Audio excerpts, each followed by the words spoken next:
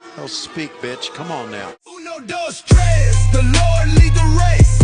Blessings overflowing. See it on my face. Uno, dos, tres. The devil get erased. Hands to the sky, giving God all the praise. Chains get snapped. Prison doors collapse. Kingdom in my heart. Got the spirit on the map. Hey, Sticks, who do you think has sucked more dick? Jennifer Lopez or Mariah Carey? Because if you think about it, both of them are massive divas. Massive. Like they got a long list of demands for their in their writers when they go to their dressing rooms. They're probably extremely difficult to put up with, even behind the scenes. Who do you think has sucked more dick to get to where they are and currently sucking more? Like, because they got to preserve their voices, because they got to hit them high notes. So you got to imagine they ain't been sucking that much dick. Well, for one, I got to think it's Mariah Carey because two reasons. One, she's got that, like you just said, that high voice, so she can still hit that high note. But two, you've had to be able to have that Christmas song that lasts forever and a day. I mean, yeah, we got about a month to go, and oh gee, here we go. I mean, Here we go. I don't even think that. Working in retail, we now have Christmas stuff out already. What? They've already dismantled Lawn and Garden. Man. They've moved Halloween over front and center, and now where Lawn and Garden still kind of is, but was. We've already got Christmas stuff out. We already got the fake Christmas trees. We got them overpriced, crappy plastic light up Christmas or stuff already out. Like I put out like some Christmas Grinch ones out already. So, but back to the topic at hand, it's got to be Mariah Carey. I mean, I think I just flipping through TV. I saw the video of her and I think Boys to Men, and it's just like, man, that's like four guys there. So that's like maybe three mandingos and a probably still above average, better than mine that she probably had to get those guys. So I mean Jennifer Lopez, I mean, maybe to be an actress, but I mean, I think it's Mariah Carey, like you just said, because you kind of made my argument for me. The voice, like she still hits that high note. Plus, I mean, if you look into like the South Park logic of things, she probably had to suck Satan's dick to be able to one do that, but also two, she probably had to suck somebody like Satan's two right hand mans and his ball jiggler to be able to have that Christmas song. So you can kind of look at it from two perspectives here. Who has sucked the most dick number wise and lengthwise? Because Mariah Carey primarily went out with black guys and they got the bigger dongs. So if we're going by length, that's like 50 feet of dick she sucked, as opposed to Jennifer Lopez, who's going out with Ben Affleck and the Mark Anthony's of the world. She did go with Diddy, but that's that's a whole different kind of thing there. I mean, she probably had to make the Costco trips while dating Diddy. So I mean, she definitely got some miles out of her Costco card for that fucking 2 shopping carts full of baby oil for a Diddy or two. But yeah, I think you've convinced me. Mariah Carey definitely has sucked way more dick. But the bigger bitch of the two, I don't know. It's because it's Mariah Carey still. Mariah is a bigger star. Mariah is a bigger star than Jennifer Lopez. Singing wise, she has a better voice. Like you said, the Christmas song is going to live on forever. What can you name a Jennifer Lopez song off the top of your head? Jenny on the Block. Okay, that's one. All right. My point being was that. Well, let's also put it this way: she can't be too big of a dick if she went back to Ben like twice. And we know Ben, you see the pictures. Ben's outside like hacking darts and he's drinking Starbucks. Yeah. So I mean, Mariah would never. She would never. I mean, the low. I think probably the lowest of the low, if you want to even say that, was Nick Cannon. But I mean, that dude. She had a kid with him, and he's got like 50 kids. Like, Isn't that crazy that a lot of his kids can say that Mariah Carey's sort of my stepmom? exactly. Sort Well, of, could you imagine if they sort would of. have stayed together? Could you imagine if they would have stayed together? They could have legit said that. He would have I think ruined. He would have she probably ruined saw her the body. kids. She Yeah. probably saw the kids and were like, "Yeah, I'm not no stepmom. There ain't no way I'm gonna be a stepmom. I gotta be the mom." Yeah. If she was like, so there ain't no way. By the way, every time Nick Cannon gets a new girlfriend, does she already know? Oh, I'm gonna have a kid and he's gonna move on. They have to know by now because is he up to like 20 kids from like many, Something like many that. mothers? Like Well, if now we know why he had to bring Wild and Out back because one, the child supports, but two, like the diaper bill, man. It's just that's got to be like a month's worth of Wild and Out episodes just for the diaper bills. does he have like two football teams worth of kids? Like he can put his kids against each other now. He's 'Cause- got at least two, and like probably like a couple of kickers and at least one punter's worth of kids. Jeez. Wow. Well, as far as movies go, I saw Demon Slayer. It's an anime. Demon Slayer Infinity Castle.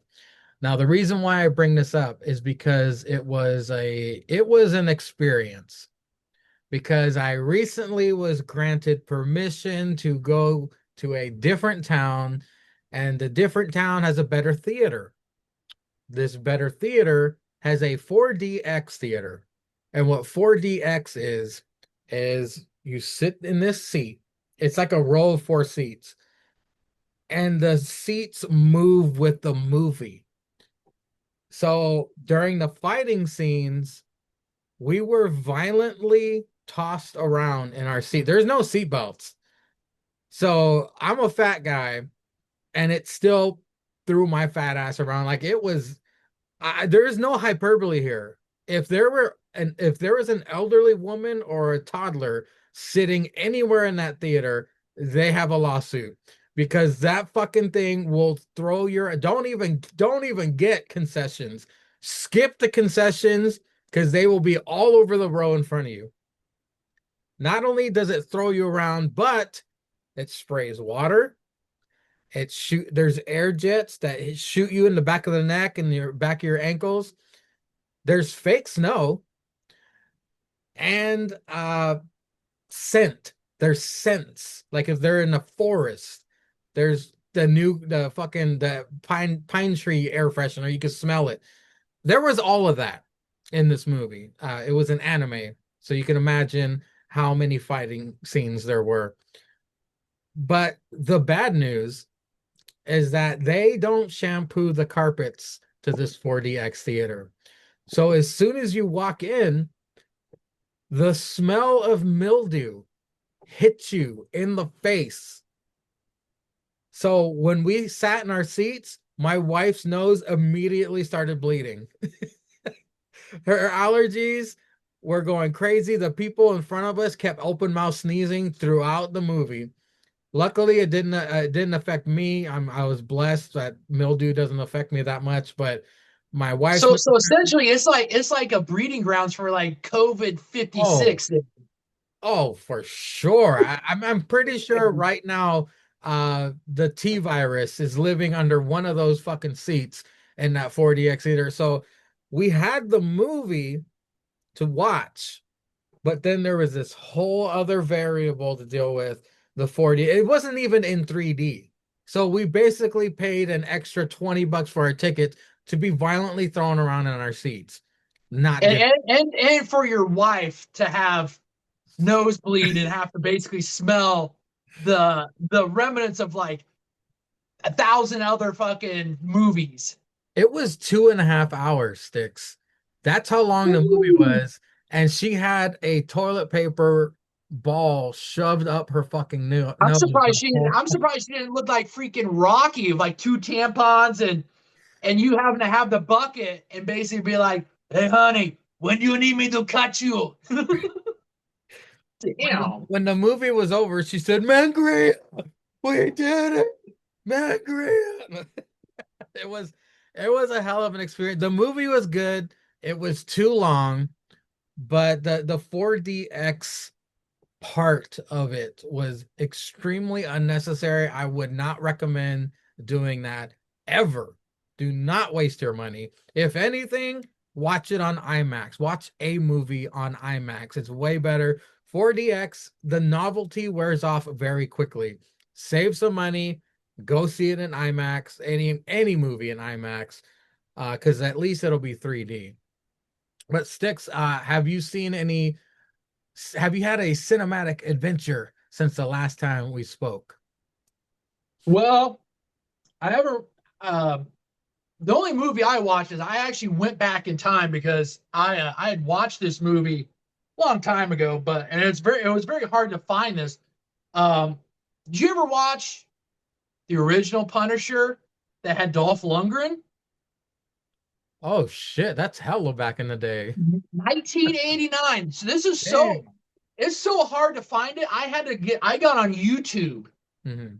And so I was lucky enough. Somebody had it on their channel. I was able to. It was now I don't know if it was in 4K, but I mean it had some high def thing. I went back and I watched that. I think about a week ago, and I didn't mind it. I thought it had Dolph Lundgren, and if we want to go back even for Louis Gossett Jr., who played a Damn. cop that used to be his partner before he went. It was Frank Castle's partner. Yeah. Still thoroughly liked it. Um, it was how I got introduced to the Punisher outside of comics. It was one of the first cinematic ventures of it. Totally not as bloody and violent as like the series and or when he was in Daredevil. Who was the villain? So what's that? Who was the villain? It was a well, the villain was I forget the gangster's name, but I they the whole thing of it was somebody it was a Chinese gangster chick who had kidnapped what the other kind of villain like all the gangsters' kids. So and the gangster actually killed Frank Castle's wife and kid, but he had to help the gangster get the kids back, but Yeah. then end up killing the gangster. Had the only person that survived was the kid. He ends up killing like the Chinese chick. Like there was like the Chinese tribe, like I forget like the tribe's name, but it's one of those Chinese mob like gangs that, as you very well know, overseas. They come over, they do that stuff. But he ends up killing the the Chinese gang, the leader, the gang, and then the American gang leaves the kid alive, and basically kind of makes it so that he kind of left it kind of so and open for if they want to do a sequel, but obviously they never did. But they left it because the kid survives, and at the end he tells the kid, you know, be a good man, but if you don't, I'll be waiting for you. Hmm. Like it left itself open, and obviously it didn't. He didn't reprise the role or anything like that, but it was one of those that's like it's a good that if you knew about it, and that if you had kind of seen it, it was one of those that if you ever have some downtime to go back and watch it, and a person like myself, I did, and I still thoroughly enjoyed it. Outside of that, the only other thing I kind of watched was like I watched Wait. What would you give it on a score of 1 to 100? Like a Rotten Tomato score. yeah, just because I'd seen it before and I like I'm a huge there's two comics like comic characters that I really like. Mhm. One's obviously Batman, and two's the Punisher. So Mhm. I'm gonna be a little bit rose tinted. I'd probably give it 70 out of 100. I mean, I'm not gonna give it a full like. I'm not gonna jump off the deep end and go, oh my god, like 80, 90. Dolph Lundgren. You gotta remember it's Dolph Lundgren, but I'd give it 70 out of 100. Well, let me give you the actual score. The critics gave it a 25, and the people gave it a 33. It's from 1990. It's an hour and a half long. Um, yeah, the only two stars in it were Dolph Lundgren and Louis Gossett Jr. Everybody else either died or OD'd or homeless. There's nobody else notable. But yeah, I vaguely remember this from 1990, but I never saw it. Um, if you do get some down, I mean, obviously you're gonna have to look for it on YouTube. Like you're gonna have to actually go out to look for it. But the only reason why I did is because, like I said, I had watched it when I was super younger, Mhm. and I remembered it. And I'm a guy who likes the Punisher, so. But outside of that, the only other thing I watched was like Hard Knocks in like preseason with the Buffalo Bills, Okay. and I like Hard Knocks, and I like Josh Allen. I like the reality. I like they talked about like they had obviously realistic like the drama, the storylines and stuff like that of that, and I like that stuff. So outside of that, there's only two things I've really kind of watched, other than like Raw, SmackDown, uh, and NXT and occasional AEW. Wrestling, etc. Caesar, What up, bitch? how are you doing, buddy? You doing all right? I'm drinking. Bottoms up? Did you watch did you take a cinematic adventure of any sort since the last time we all gathered? I know I've watched a lot of stuff. I watched the Brad Pitt movie F1. Oh yeah. It was all right. Yeah, it was all right. I feel like they make one of those every 15 years or so. Yeah, yeah. The last one, I think it was Indy, and it was Sylvester Stallone Hmm. when he was an IndyCar driver. Mhm. I'd have to look up the title. I don't. Hold on, I have to look up the title. I can't remember what it's called, but well, no. Well, I'm always a fan of that. The black nigga in that movie, who's the other racer, because he was on Snowfall. About selling drugs, selling cocaine in the '80s. You know, Yeah. good shit like that. Franklin, Let yeah, me ask you something real quick, just because I see. Is it better than Days of Thunder of Tom Cruise? yeah, it's better than Days of Thunder and Tom Cruise. What? Well, I mean, all right, it's that's prime Nicole Kidman. Okay, so like the female lead, no, but the female lead, I think, is Friday from the Marvel movies, or that's just what they call her because she's Irish. But still, that accent, yeah, it gets me every time. And, and, It's and the better than other Becky question Lynch. is, were they trying to capitalize on the popularity F1 with Netflix doing like the 5 seasons that they've had of F1 so far? Now I don't. This was Apple. Oh, there it is. This was made by Apple. This is going to be on Apple. Um, Oh shit. the funniest shit about this fucking movie is, Brad Pitt is a broke nigga just trying to drive and earn some money. You learn the backstory later, but he has a pair of fucking Apple AirPod Pros, which not pros, the fucking headset shits, which we all know are fucking $600. And you do see when he wins his first race, his bonus check is $500, $5,000. So you have to ask yourself, why does a broke nigga have a $500 pair of headset that is 10% of his last bonus check? I mean, you just got to do the math. I mean, he won a $5,000 check for a race, but he has a $500, $600 pair of headsets that he rolls around with. Nigga, like, what the fuck are you doing? Speaking of speaking of doing the math, Driven, starring Sylvester Stallone Yeah, and that's what's Burt going, nigga. Reynolds. That's what's going, nigga. And Burt Reynolds was back in And Burt Reynolds in a wheelchair the Back- whole time. Fucking Smokey? They had fucking Smokey Yeah, nigga. with the They goddamn had Smokey. was Watch that shit, 2001. Steve. It's a fucking classic. It's a It's- fucking classic, shitty but good race car movie. It's from 2001. You goddamn right it was. The critics gave it a 13%. You damn right it The is. people gave it a 33. The only other notable in this movie is Gina Gershon, the lesbian. Fine. Uh, Fine as shit. She can but- get it. Damn, 2001. I told you every 20 years. I said 15, but it's every 20. They make one of these fucking movies. Now it's Brad Pitt's turn with the bitch who played Friday from the Marvel movies with her sexy voice sounding ass.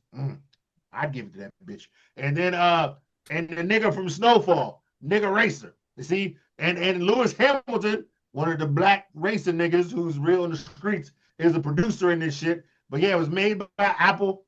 So of course Brad Pitt had an Apple phone. How his broke ass? This nigga is broke the whole movie. How does he afford an Apple phone with $500? Don't get me started. Don't forget about Javier Bardem. Yeah, that nigga too. He good. You know what? That boy good. That boy good. He was good in that James Bond movie where he was all fucked up and he was the villain. That boy good. He can act. That nigga can act his ass off. So him and Brad Pitt, and then the nigga from Snowfall. Good shit. So Ceizar, I don't know if you want to dazzle our audience with what you were doing the past couple weeks. If not, we can move on. It was just about 10 days. It was about 9 days. So yeah, your boy was drinking. Okay. As I is. So I'm gonna tell y'all a story. Strap in, folks. Strap it. It's not that crazy. You know, your boy got a lawsuit on his hand. You know what I'm saying? Might have to sue the police. So your boy was drinking. We were drinking out in the streets. We out here. We drinking. You know. Not me. My friend get pulled over. He drunk. Hey, this isn't going to be one of those things that if the glove don't fit, you can't quit, is it? Decide for yourself. Don't get ahead of him, Sticks. Don't get ahead of him. Nigga was drinking, pulled over, he was drunk, should take an Uber, you know, swerving, you know, nigga throwing up, drunk. So he leave the car running. He out in the parking lot, throwing up, drunk. I grab the keys out the car and turn it off. Go see what he doing. Police pull up. So, you know, drunk niggas outside. They like, yo, what the fuck's going on? I'm like, nigga, drunk. We getting the Uber, we going home. We gonna leave it here. If you got tow, you got tow. You know what I'm saying? Gotta do what you gotta do. But he's like, all right, who driving? I'm like, it's not my car. But they like, you got the keys. And I was like, but the car ain't on. So whether I had the keys or not, it's not my car. So they both write us up for the ticket. Cop didn't want to argue. And I was like, you can't charge us both because we weren't both driving. I was like, this nigga won't sit in my lap in the driver's seat. So he did. You know what I'm saying? Both write us up. Both got to go to court. Court got suspended. It gets suspended again. One time my lawyer was out of town. One time the cop was out of town. So it gets suspended again. Turns out gotta do some time. I didn't want to do the weekends because at work, you know, September, October, November are our Super Bowl. You know what I'm saying? So I can't do the weekends because that's when I need to be there. Weekends are our busiest days. So I said, fuck it. I'm gonna just take PTO, eat the time. So I had to do the time. It was about 8 days. Because the day we get arrested, time served. So I had to do the 8 days. Fine, had the lawyer. Everything went smooth. As lawyer said it. Like whatever lawyer said, exactly what happened in court. So I had to do the time. So I went in Friday. I got out Sunday. Literally yesterday. Got out yesterday morning. So we back out in the streets. That's what happened. So now I'm about to be like, we got the drive cam footage. I'm about to be like with the lawyer, go back, talk about some shit and be like, yo, both of us can't. We both did time. He doing weekends. I did the straight time. I'm about to be like, yo, you can't charge us both. This can't be on everybody's record. because just because one person has the keys, one person owns a car, you can't do both. So, but I go back to court, probably in a couple weeks or so, figure that shit out. Did you get a Cause lawyer? yeah, no, I still have my lawyer. Yeah, I still have my lawyer. But I was just like, yo, man, just to get this shit out the way, because Mhm. I don't want to put shit off. Because I got some friends who are getting married. I got some events I got to be to, especially on the weekends. So I was like, yo, man, look, just to get this shit moving, shit going, we gonna do this. But if it turns out, shit can go back my way, I wanted to sponge off the record or whatever. Yep. And so I was like, I'll take it right now. I'm gonna do the case, do the time. We gonna keep cooking, and then I'll go back and do what I got to do. So that's where I'm at right now. So yeah, I was gone for about 8, 9 days. Uh, you know what? Prison sentence went by quick. I actually had a good time. The only thing that was shitty was the food. I bet. Like it was crazy how they stuck me in a pod with liked individuals. It was like 85% drunk cases and domestic violence. I'm not proposing domestic violence. Don't hit no bitch. There was a couple niggas in there who like it was, ex baby mamas putting them on child support and some crazy bitches being like, this nigga stalking me and shit. Look, I don't know everybody's case. I don't know whether nigga was stalking a bitch or not. Okay, it's not my place to judge. We listen and we don't judge, but we do our time. You know what I'm saying? But bitch could have just been like, I know that nigga in jail, robbed his house. Nigga told me, nigga got locked up with me. I turned myself in early in the morning. I was there with a nigga. He's like, yeah, man, this bitch on drugs. And then she be trying to say I'm stalking her. She throw me in jail. And then like 2 weeks later, she dropped the case. And when I get out, my TV's gone. The bitch done rob my house because she knows I'm locked up in jail. Oh I was like, man. nigga, why can't you just say that? He goes, I say it every fucking time. And I report this bitch every time, but I can't get no like, what's that shit called when a bitch can't be near you or whatever? Restraining order. Yeah. He's like, I can't get it on her because she got one on me, but she know where I live and then will come over to my house and then like try to call the cops because she on crack. And I was like, brother, I don't understand how that works. I'm not in the justice system. I'm just a nigga who in the streets. And hey, that nigga was like, yeah, man, this shit happened like every 3 weeks to me. This nigga knew the whole setup. He told me my whole setup. This nigga was like, yeah, man, it's gonna take forever to get you booked. You're gonna go upstairs. They're gonna put you in this one place for like 2 days, 3 days. Then you're gonna go to this other place. And then nigga, this shit happened. Like he said, the damn prison. The only thing I got a problem with, the damn niggas who arrest you, the cops, don't know shit about the goddamn jail. They don't tell you shit. They don't warn you nothing. The inmates got all the info. Like the sad part is, I had to get arrested to know how the justice system works on the inside from the criminals. I didn't know it from the police. They couldn't tell me nothing. I was like, yo, nigga, when do I get it? Oh, no, man, when your case was, whatever. The damn criminals was like, oh, nigga, when did you get arrested? I was like, I went to court Monday. I got arrested Friday. And they was like, oh, well, you got to do 10 days? I was like, yeah, I got to do 10 days. He goes, what they don't tell you is when you got arrested that first day, that's time served. Nigga, you going to be out Sunday. What day was I out? Motherfucking Sunday. I asked the damn nigga with a computer to look up my situation. He didn't know. I talked to a dumb nigga who was arrested in the jail with me. This nigga knew. He goes, nigga, they gonna release you by like 9:15. They let niggas go at 9 o'clock in the morning. These niggas came to the cell at 8 o'clock to get me processed out 9:10. I'm on the curb calling the Uber. I was like, God damn. This nigga told me 9 days ago I was gonna be out today at this time going home. I can still make bets on the game today. It's some bullshit. But the police who have computers hooked into the system could not tell me this. And big shout out to you, Sangria, and to the sheriff, because I didn't know y'all put money on the books. Because usually you have to pay. I'm gonna come in with our side of the story, but Okay. I wanted to ask this. you. I wanted to ask you if you made any friends. Did you make friends? I made a lot of friends. I made Okay. friends with everybody in the cell block. We Okay. was wild. Saturday was lit. We was all watching college football. Yeah. Niggas was taking bets for like $1. You just had to buy them like a soda or something. Niggas was taking bets. No Niggas soup? was playing spades. Yeah, it was either soups or a soda. Yeah. So I was in the place where you had a washing machine, a drying machine. Yeah, you had 2 vending machines, a Damn. microwave. We What? had the soup. Yeah, nigga, look, we was in the good part. Nigga just Jeez. driving niggas. I told you, it was just driving niggas. There was a soda. He was in that fucking blue collar. He was in that blue collar, white collar fucking. Nah, bar. nigga, I was in the white collar shit, nigga. We had a gym. No. And there was like we A go to the gym 3 times a day. Damn. There was like a gym, a basketball court, like a tennis court shit.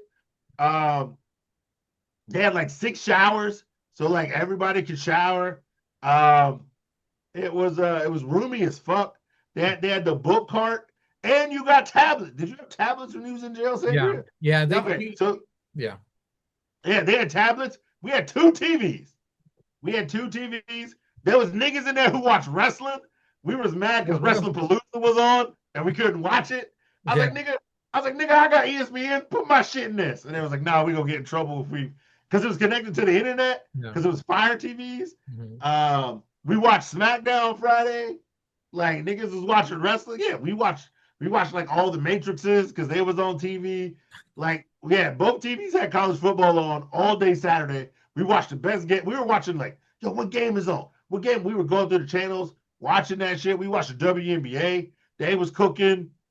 Nigga, that's what I told Sangria when I got out and I talked to him. I was like, nigga, the only thing shitty about it was the food. The food and the actual officers was the only thing shitty because the officers don't give you no information. They didn't even tell me how to work my tablet. I had to get inside and get locked up with a nigga to tell me how to work the tablet shit. That's where I watched the F1. I bought that shit online, watched it. I just had the movie. I was listening to podcasts, sports podcasts, fantasy football shit. Yeah, man, it was fun. I only had to be with one crazy nigga for like one day. Nigga was homeless. He was crazy. Every time we got out in the yard. So the first part is they put you in a shit where it's like lockdown. So you're in there, you're locked down for 23 hours and you get out for 1 hour. Yeah. For like 2 days because they give you a shot for tuberculosis. Nigga, that was COVID. One of the pods caught COVID. So one time we saw a couple of officers come in with masks on. We're like, yo, what the fuck you got a mask on for, nigga? Yo, the prisoners in there talk to the cops. This is the Gen X generation of niggas. Because the cops was talking like they was locked up. Because some of the niggas was in there so much, nigga came in and he was like, fuck you doing here, nigga? Why you still here? He goes, yeah, man, my baby mama said I ain't pay her enough child support, so she put 30 more days on me. But I'm out in 2 weeks, nigga.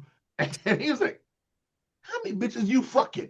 You know what I'm saying? Like this, I was like, you is an officer of the law. You is a deputy.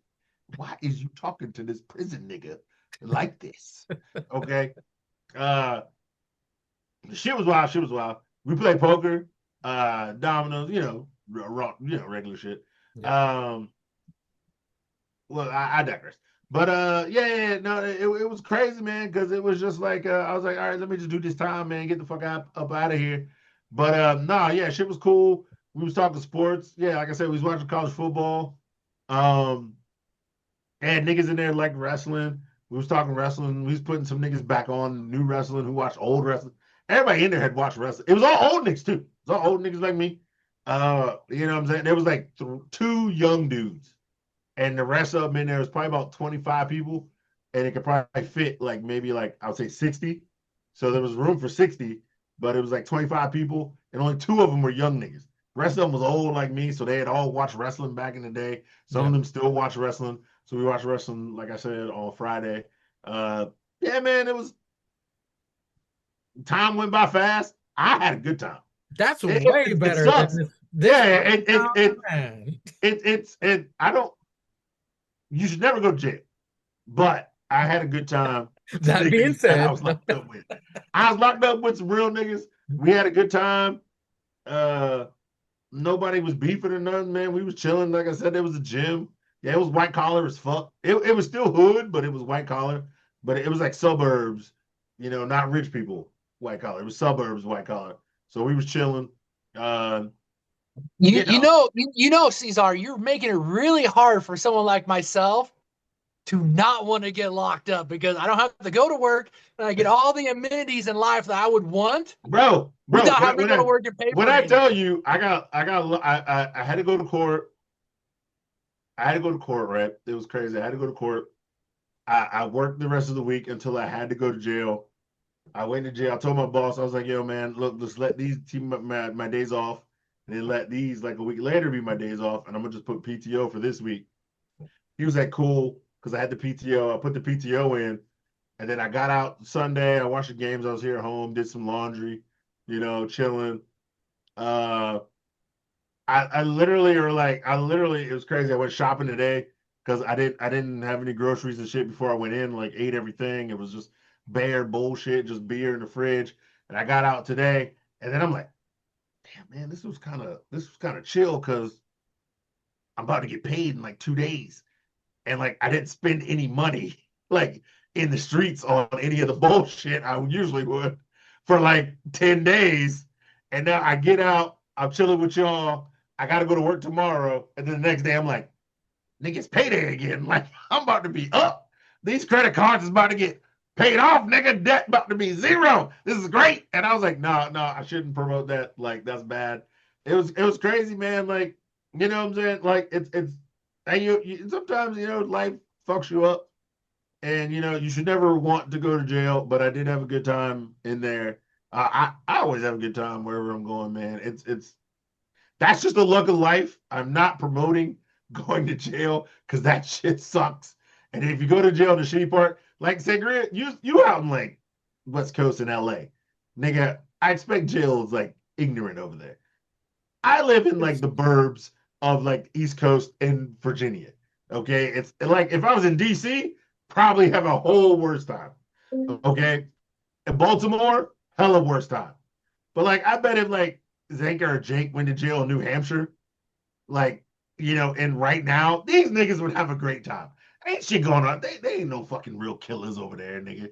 It's just a bunch of white people probably committing tax fraud, and they're probably all chilling, playing like gin Well, rummy. to be honest, if it was Jake, Jake would have got the same. He could have got the option of the same cell of like Martha Stewart and got that fucking huge pampered Yeah, ass fucking it's shit. just his fat ass ain't playing tennis every day or something, man. So it's Yeah, fine. you really think Jake's gonna play tennis?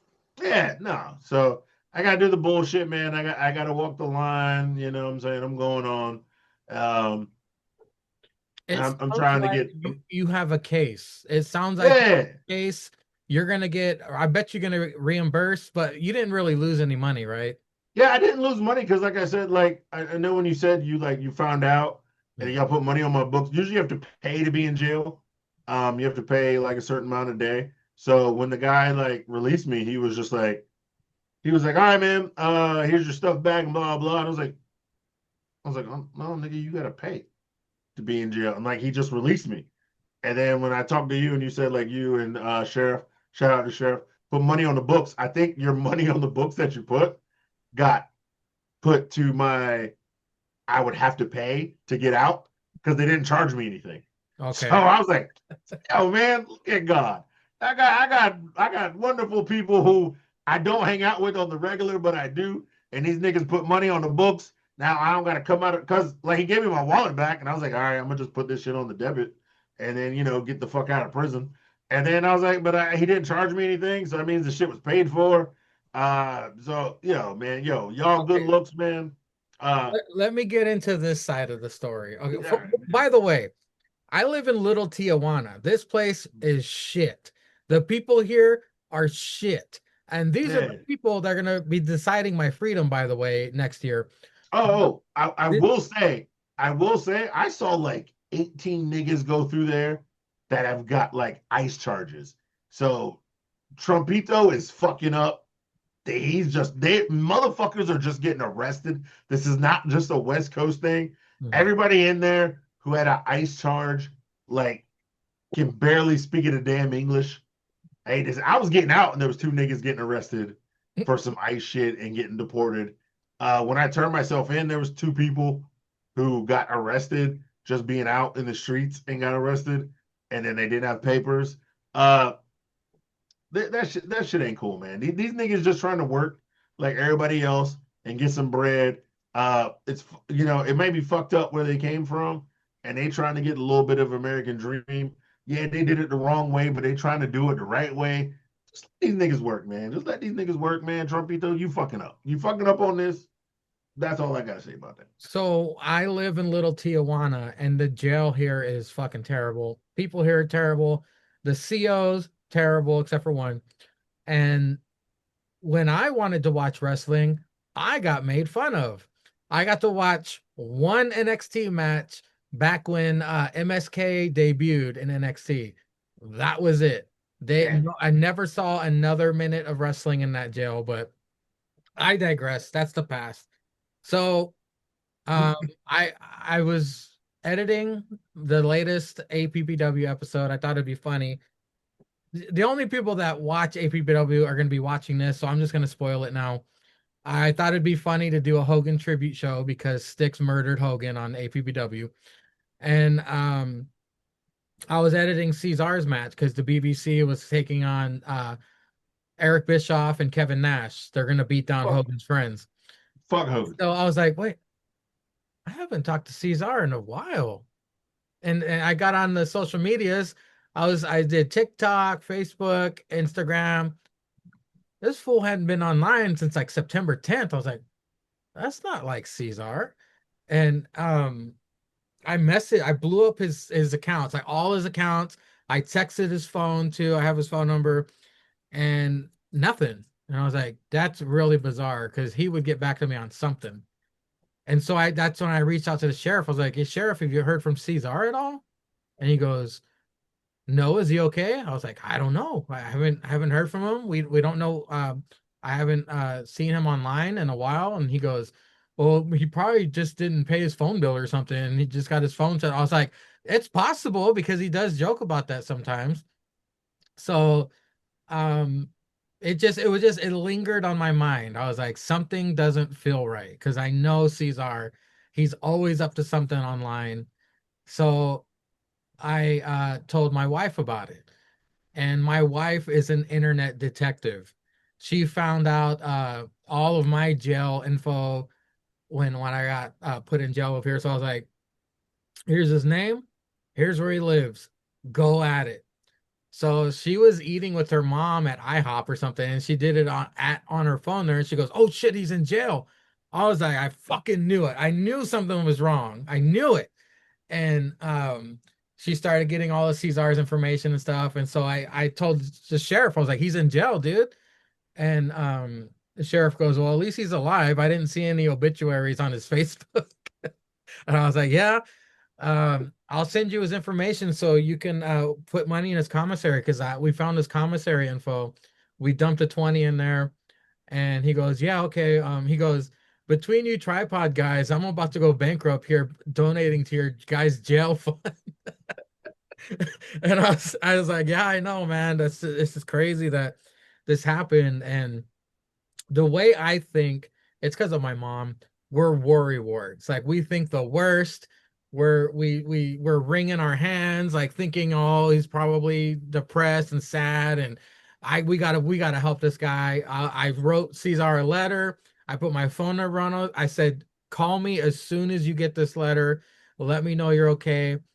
And I told the sheriff I sent him all your information, what the correct information you need to put on the envelope, and didn't hear anything.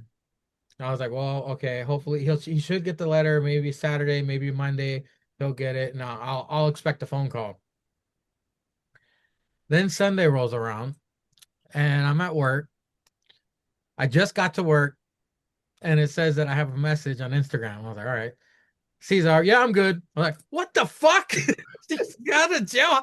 It said that Ceizar had no bail. And I told my wife, you know what's worse than what my bail was 1.2 million. I said, you know what's worse than having a $1.2 million bail? No bail. No bail. Because you fucked. Yeah. No bail means you are screwed and you're gonna be in the court system for years. So again, worry ward over here. I'm thinking the worst. I was like, fuck, he's gonna be in there forever. I was trying to think of ways to get money to send to your commissary. And this motherfucker messaged me Sunday. Yeah, I'm good. I was like, holy shit. I was like, this is a miracle. I'm like, thank God I sent him voice messages. I was like, oh shit, man, I'm so glad you're okay and you're out. He's like, yeah, it was all right. He was so he made it like less of a deal, and but in my mind I everything exploded to like he's doomed. We got to go break him out of jail. The sheriff was like he's gonna get an Impala and drive to the jail to get to rescue you from jail and shit. That shit's funny. thankfully Now I'm thankfully chilling. all the anxiety I ever have never really plays out. It was worse in my head than it was in real life. I'm glad that you're good. You had a great it's weird to say this. You had a great Yeah, it's weird. It's so experience, weird to say, bro. It's so weird to say I had a great time in jail. but that's the But no, it was best case yeah, it's the scenario. best case scenario. But no, it was literally funny because like I remember you sent it was just like, yo, man, it was funny because I remember one of the last messages you sent were like, we're gonna talk about All Out on the tripod, and I was like, I think it was like a Tuesday or Wednesday, and I had recorded that Monday, and I was like, all right, cool, yeah, I'll be out because I was like, I'm getting out either like that Sunday or that Monday. I'll watch the pay per view, and then I'll just join them on the tripod. All right, cool. I was like, I'm all right, whatever. And then it was funny, like, yeah, you guys are worried or shit. I was like, nah, man, I'm just doing the time I got. I just got to do straight time, and then I'll be out, and then I'll watch pay per view, and then we'll talk about it on Monday like it ain't And they'll shit. be none the wiser. And I was just like, yeah, it'll be fine. Well, Uh, no, here's the thing. Here's the thing.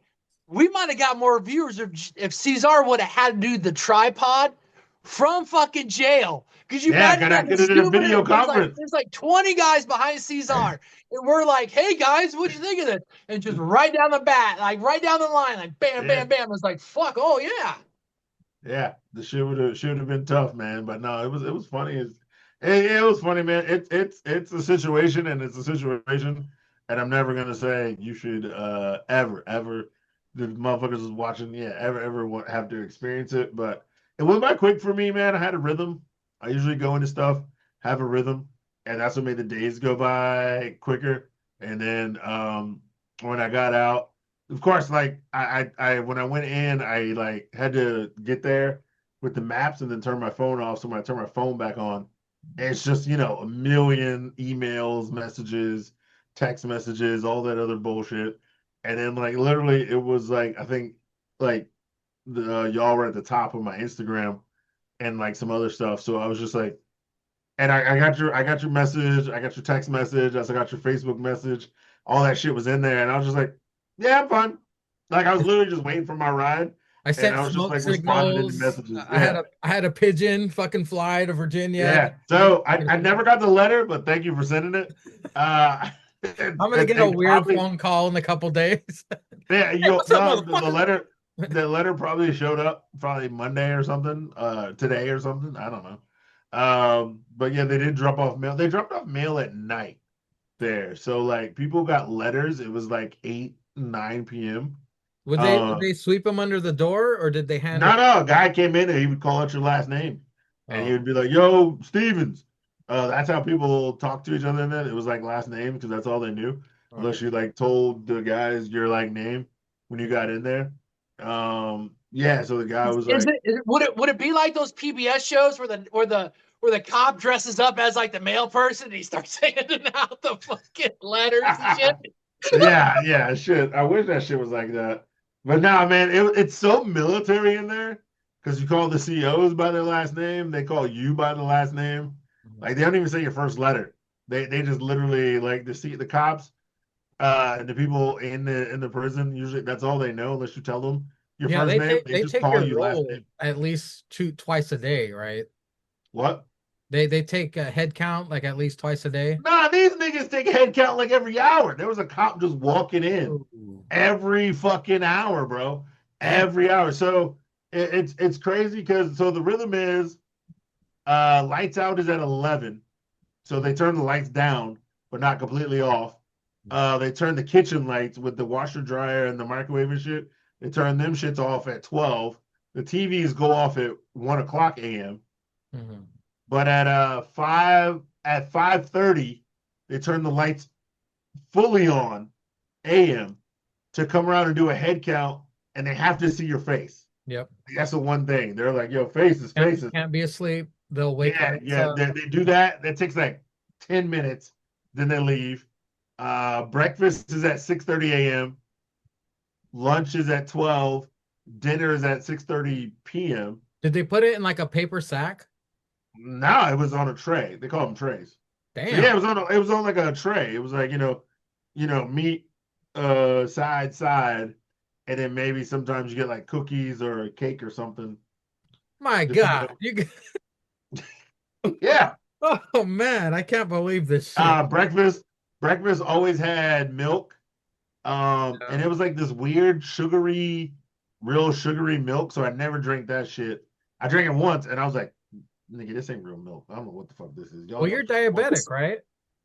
Well, yeah, I'm like type 0, yeah. Did you have to, they didn't give you like metformin or anything? No, I told him I'm type diabetic, but I was like, I don't take any metformin. I did when I first found out, and then I was taking like I think 500 milligrams like every 12 hours, Mhm. and then like once my like last medication went out, because I had to pee a lot all the time, it stopped that. I didn't have to pee throughout the night, and I wasn't like super dry mouth or like thirsty all the time. Um, so that's why I think I'm type 0 versus like type 1, type 2. Because my mom's like type 0. Mhm. So I don't have to take metformin anymore. Like I kind of watch what I eat. A lot of times I skip breakfast, but like when I was in there, I ate 3 times a day. I was like, I'm just trying to keep my blood sugar up so I don't have to like I don't feel sluggish. I don't feel like weak or something. So I ate every time I was in there. Um, and that's basic. I had to cut down. I cut down a lot on like fast food and shit. Yeah. Um, and I cook a lot. Well, I like cooking. It was just that fast food is just easy. I can just go get fast food and go home. But now I cook more. I don't eat a lot of sweets anymore. I cook more and like ration out meals if I am gonna get like food. I'll cook and then like eat it for like 4 days. Or I buy like a lot of like lean cuisines and stuff for lunch. And I take that to work. So they're like high calorie protein, but not high calorie. They're high protein, but not high calorie. And stuff for lunch, and then like for breakfast, I'm pretty simple, just eggs, bacon, and toast, or cereal. So You know what I'm saying? Like, as far as the jail over here, I got to get out of my cell 3 times a day mhm, to get my shots. mm. Fucking bitch ass nurse. I mean, I'm very careful when I give myself shots. These Yeah. bitches are like throwing darts at They me. throw the darts. Yeah, they stab you, bro. My whole fucking fat arm was black because it was Yeah. bruised because they fucked me up. But yeah, I got to get out 3 times a day for my insulin, and then I would So eat. they bring the nurse to the cell where I was at, and like they call it out. Like the nurse Man, came at 5:45.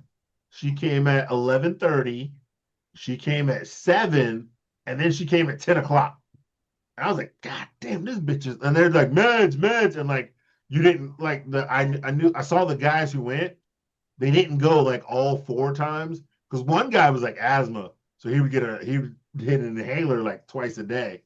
He would be the 5:30, and then he would be like the 7 o'clock, but he wouldn't do like the 11 or something else and the other one. But there were some people who took like pills all day, and then like I think the 7 o'clock nurse also did like shots. So I think those are the guys who had like other shit. And then even sometimes they had special meals. So it wasn't bag lunch, it was trays. They had gray trays. mhm. And those are like people who were like, I think diabetic or like even Muslim because they didn't eat like pork or something. Yeah, they They have had something kosher. else. They have kosher Yeah, meals. kosher. Yeah. It was the kosher guys. Yeah, yeah. They didn't they had some other shit. So I mean they looked out for the cookout there. Like the facility was clean. It was great.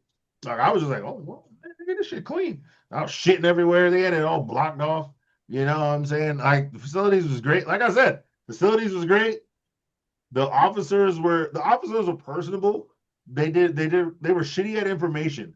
They were personable, but they were shitty at information. And if you had a problem, they actually would listen and help you. Like niggas was like, motherfuckers was like, yo, bro, like, cause like, so what it is, you had like you had a wristband ship. So if you need to get to the vending machine, you had shit on your commissary or make a phone call, you had to scan your wristband. So it had a barcode. Some people didn't have a barcode, but they had money on their books. And the niggas would go to booking and get it fixed and bring it back with like a new wristband. I was like, damn, these cops is nice on this shit. I was like, y'all are nice. Like, Son yeah. of a I was like, bitch, damn, man. yeah. He's over Sangria, here just shaking it. Man, Sangria's over here. He's like, I gotta get arrested. I can't believe He's like, this, I gotta get man. arrested on the East Coast because Yeah. he's like, I'm still scrubbing off my You know what, fucking though? my You know, barcode on my left butt cheek. He's like, I'm Yeah, still you know- rubbing this. You know what's funny, Sangria, though? You know what's funny? I only saw one white deputy the whole time I was in there. Rest of them was niggas. They knew the niggas. It was funny. It was my boy calls it lions and tigers when white people and black people separate each other in like functions. The white people slept downstairs. The niggas was upstairs. So you know I was upstairs with the niggas. I was upstairs with the niggas when I walked in, and I went up. There was one white dude up there. He was cool as fuck. That nigga was a G. It was funny as shit, bro. And like the cops, the COs was all niggas. The sergeant in charge was a nigga. I saw one white cop. That was when I was getting out. He was working on the Sunday. I was like, oh, this.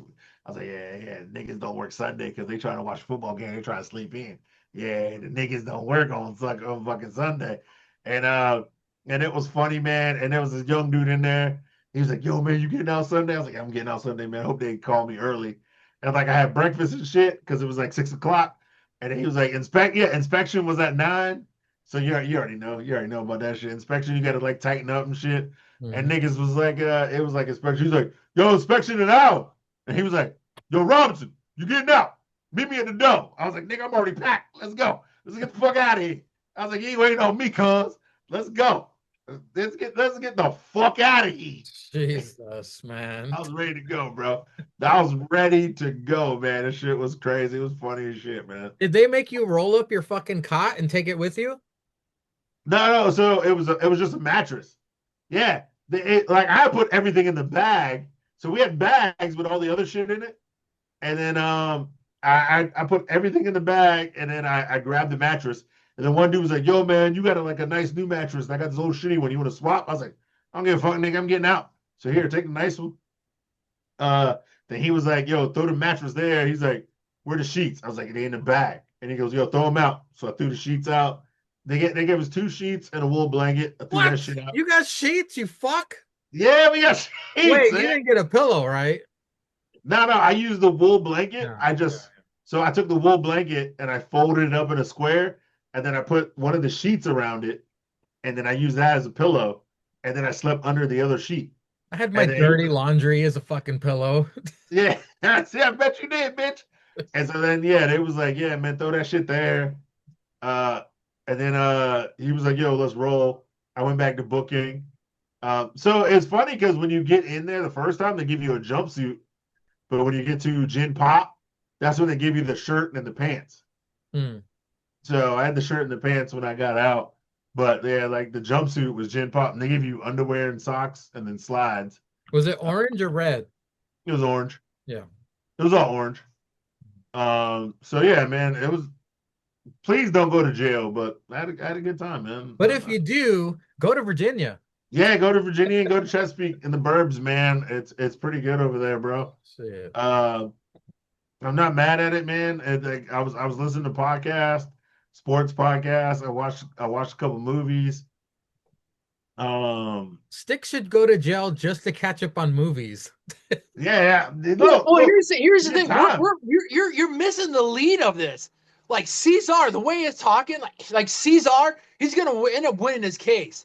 So they're gonna find out, like they're gonna put an asterisk on Ceizar's like record, so that way the next time he gets pulled over, it's gonna be like an IOU. He's gonna get like one where he's gonna get like he served time, so he's gonna get off for like 2 cases. So this man's got he's got time served and 2 free things. So they're gonna be like, he's gonna be able to kill 2 people. They're gonna be like, fuck, we fucked this up. So he's gonna get 2 free things. They're gonna last time this nigga got arrested, he sued the department and 4 people got fired and I got a mortgage. But we're missing the lead on this. He land got is like not a paid cheap. vacation. Like he got like a free he went away and it was just like, oh, I got the only thing missing was like a mani pedi that this guy didn't get. And you could ask for nail clippers. And there was a nigga in there who was a barber. He was cutting hair. He was literally cutting hair. They gave us clippers. They gave us nail clippers. Like a couple people asked for nail clippers. They did the toes and the fingers. I was just like, I get out. No, I was like, I get out in a week. I got this shit at home, so y'all good. We did wax poetic a lot this episode. So for the AEW All Out review, we're gonna go back to our beer cheese match, worst match, honorable mention match of the night. I'll go first because I told Sticks Ceizar that the last time we did an AEW review, I had only saw the main event, so I didn't have details on the rest of the card. Well, this time, because of WrestlePalooza, I watched all of All Out except the main event. So I will not have thoughts on the main event, but since I didn't see the main event, the beer cheese. First of all, the beer cheese match of the night. Hold on. Can't we talk about the whole show? We're not talking about anything else. Besides prison. That was more entertaining than what we're about to talk about. So my beer cheese match of the night was the first match of the night. It was Cope and Cage versus FTR. Okay. He's that's trash, but okay. He's our asshole chant for the captain. All four guys wearing black. The way to go, wardrobe. No hose chant for Stokes. Uncle Dax wrestling with a broken nose. We got fuck the revival chants. Edge helped Christian with his problem, so Christian is now helping Edge with his. Great tag team wrestling with two of the best teams to ever do it. Edge with a 5-knuckle shuffle, attitude adjustment, homage to Cena. Mm-hmm. My feed blacked out. Came back on. Christian, Edge and Christian do each other's finishers. Stokes yanks the ref out. And then here comes old mullet head herself, Beth Copeland, makes her fucking debut, runs out, spears Stokes, and carries his ass out. Edge hit in the head with the ring bell, then spike pile drive, but still kicks out because Edge Hogan not losing in his hometown. Edge spears Cash to win. Beth, Edge, and Christian all jumped by FTR afterwards. Kip handcuffs Edge to the ropes. FTR then spike pile drive Christian and Beth. This is my beer cheese match, but still, it's only getting 5 pretzels because I'm not going to give AEW any slack. I'm going to be extra critical. However, I was entertained by this. I did like the tag team action. That was my beer cheese match. Ceizar, any thoughts on this match? I thought it was a fine match to open. They've opened the last 2 pay-per-views in a row because, as you remember, they did open the last pay-per-view we talked about with the tag match against the patriarchy, and then they opened this match. See, you know, all right, I'm gonna take some time. I gotta wax. This is what I'm talking about, man. Like, this is the definition of Edge needed the machine to get so over, and why every time you listen to anybody talk about Edge and Christian, they talked about how Christian is such a great worker. Because Edge does the same shit kind of all the time, but Christian Cage and TNA got over so great. Christian in AEW gets over all the time. And he did. It's crazy how you said Edge and Christian, because usually when you're talking about a group, it's what do you call it when it's alphabetically? Alliteration. It's usually, the first name and then the second name. So technically it'd be Christian. It'd be Christian and Edge because C comes before E, but it was always Edge and Christian. or whatever. But this is why, like Bruce Pritchard said it. I've listened to a bunch of the Bruce Pritchard podcasts when he's with that one guy. Um, I've listened to a lot of people, and this is why they always talk about how like yeah they saw something in Edge, which is why they hired him at WWE. But Christian got over because of his work ethic and how he works. And then these guys knew each other and they knew they had chemistry, which is why they put them together. Um, I mean, Christian Cage is so good and he's always been so good, but you can always tell that, yeah, Edge has great promos because he's been taught by the machine to have these great promos. Christian has great promos talking about anything. He got over niggas having a dead father. He got that over. He's a good guy now, and he's still being a dick. He's still being a dick. You know what I'm saying? This is the Adam Cole MJF shit again. Like MJF didn't change being MJF when he was with Adam Cole. And what did they chant? He's our asshole. He's our scumbag. MJF was like, yo, man, fuck you. You ain't as good as me and Adam Cole, bitch. We best friends and we the top. And you gonna suck a dick. And Christian's like, yo, hey, Cash. I heard your father's dead, nigga. You need a daddy figure. Yeah, no, Edge is like, you 6 sons of bitches. You want him to say it. Fuck it. Fuck it. He's like, fuck it. I gotta go with it because this is what's the over. Him being such a dick is so good that now that I'm here and I can present him in a good guy fashion because we're back together. Like, yeah, we both have a problem against heels, so this makes us faces. I'm really a face. This nigga just got a problem with niggas who he works with. By the way, the nice touch, and every time Edge and Christian have their separate entrances, Yeah. Christian, when he gets in the ring, he Goes to the ropes. turns on the rope, and then here Yeah. Edge, he does the same thing. Same thing. He just goes over to the ropes next to him. Yep. I like that. That's a nice touch. That's what I'm saying. It's so great. And even when they win, Christian shakes his hand. What does Edge do? He hugs him, and Christian just stands there like this. And he does this. Why you hugging me, nigga? Why you hugging me, nigga? Yo, look, we cool, but why you hugging me, nigga? Like off me, bro. We cool. Did you care about Beth coming back? This seems so Judgment Day coded to me. Because didn't this happen in Judgment Day when he left? Like Beth came out, he got handcuffed, and then they beat up Beth.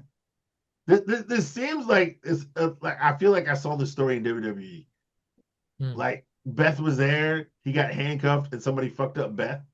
But Beth got over. She beat up somebody in the match, took them away who was outside the match, and then she got beat up in the match. And I feel like no, this is like Seth and I feel like this is Seth and Edge coded because I feel like Seth beat up Beth or something, or had somebody beat up Beth after he like broke in their house and ate the apple and shit.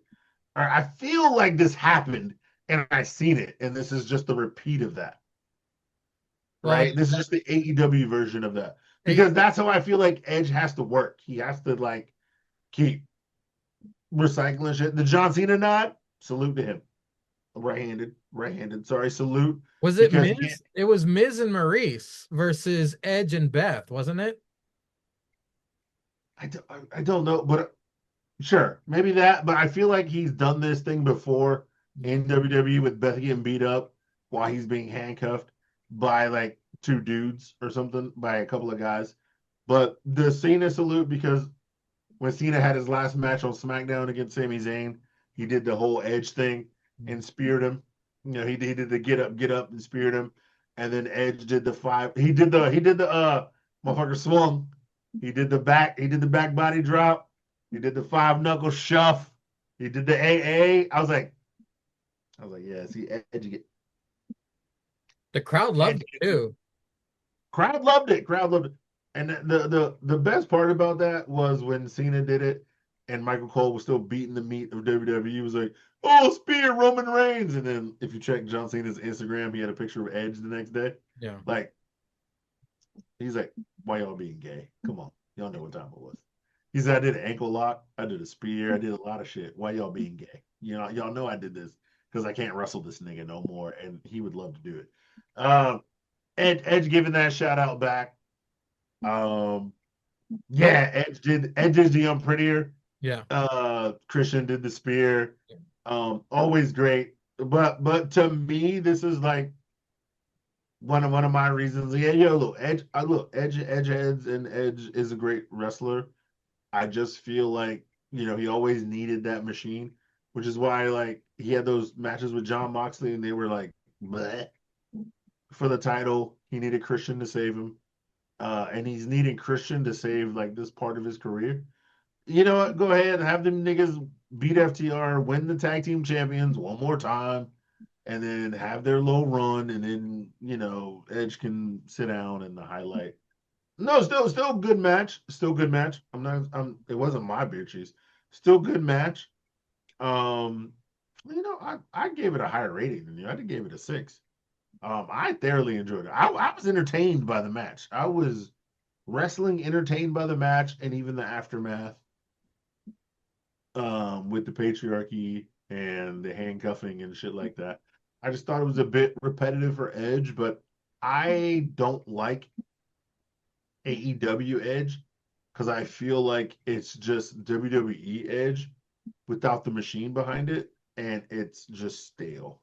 Mm-hmm. I like the Christian Cage part about it though. Like, he's my guy. The Captain always gets over, bro. And he's always reinventing himself and he's always making things interesting.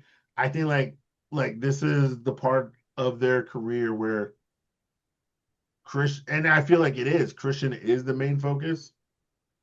And it's not Edge, but they're still CNC. So now they're Copeland and Cage. When I think it's really more Cage and Copeland.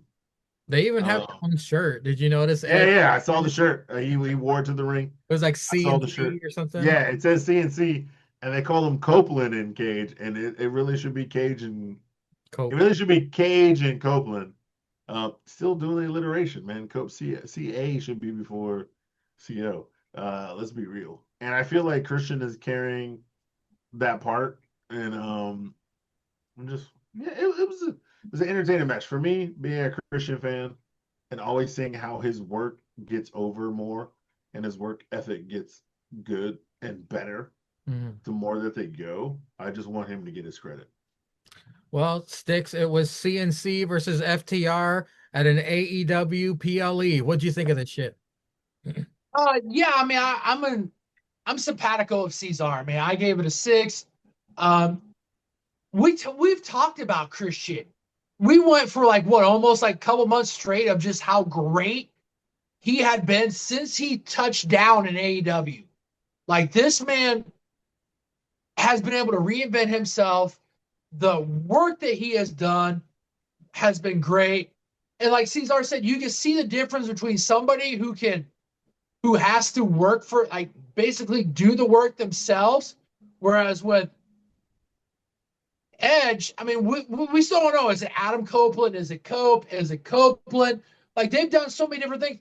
Like, he's had to have the backing of the machine, whereas we saw it right out of the gates. Christian came down, he touched down AEW, and he took off running. Like, this guy's in it. And like, even they showed it in the promos, like the Wednesday, I was either like the Wednesday, like the Dynamite before, like Edge even said it, like Copeland, Cage, and Christian grabbed the mic. He's like, Cage and Copeland. It should be that. It really should be that.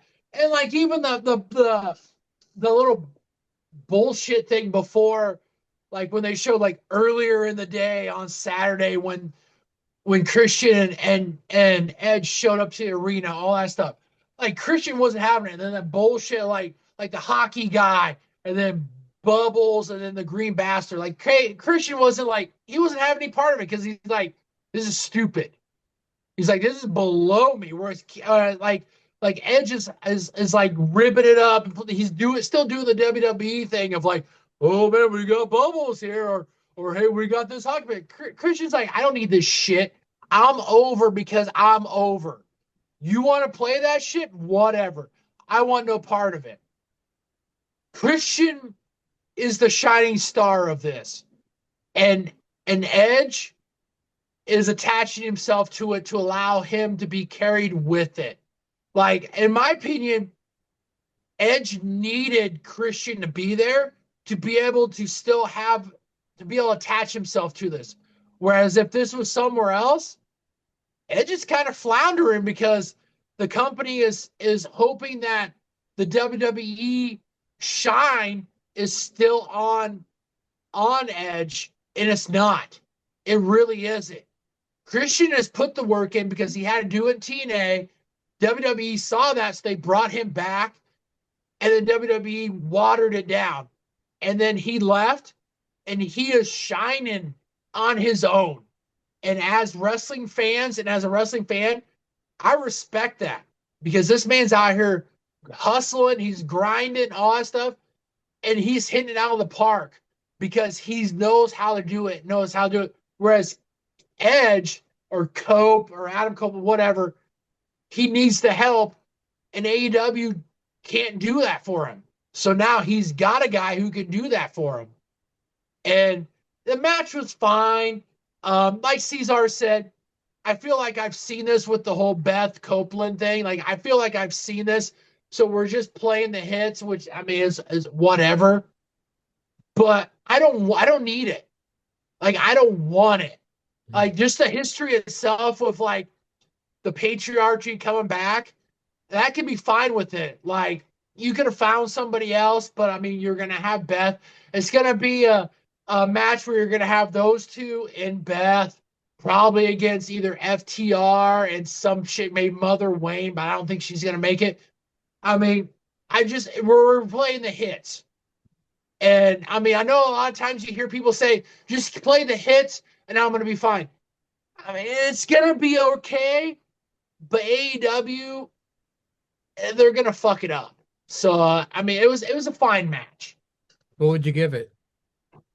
I gave it 6. I mean, it was 6 for me. Okay, so the final thoughts I'm going to have on this match before we move on is the perfect example of when they had their run by themselves.